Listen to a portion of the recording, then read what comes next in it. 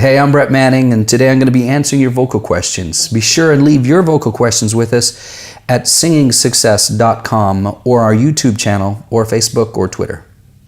This next question is really not a question, it's more of a comment about vibrato that says, I think vibrato just comes naturally and that it improves over time. And this is true. Vibrato does improve as you begin to exercise and just sing more and more.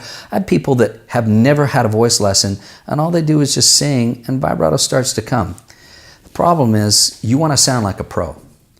And pro singers have controlled vibratos. Now, control's not a bad thing.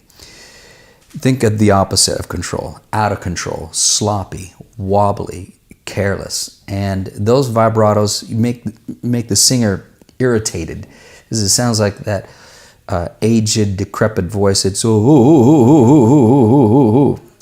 This does not have to happen. Pavarotti passed away in his 70s. Even before he passed away, his vibrato was steady as a rock. When a person has to over-labor to get their vibrato moving, there's some extraordinary weight that they're putting on their voice. So, fortunately, I have produced the first Mastering Vibrato series that was ever out on the market called Mastering Vibrato.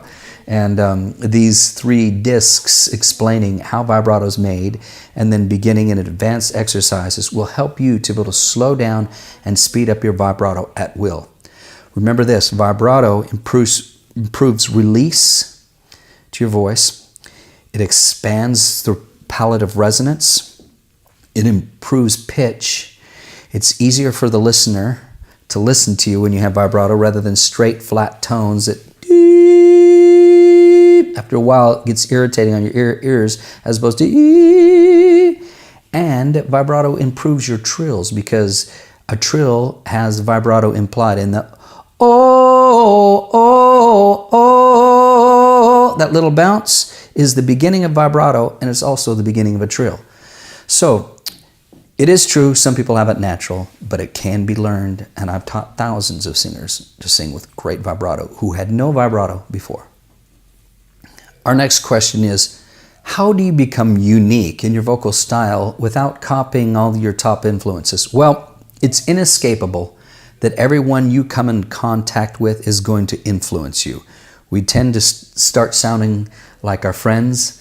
Spouses begin to sound like each other after years. I knew this couple and they both talked like this. He talked like this and she talked like this. His voice was kind of higher and her voice was kind of lower. So when you answered the phone, you didn't know who was who. You take on characteristics of everyone you're around. And already when you answer the phone, you say, hello, people often know it's you. And you have that mannerism, the way you say things. And what you've got to do is be able to externalize your personality into a song. So if I said, well, been a long time since I rock and roll, well, I would sing that with a little bit of well.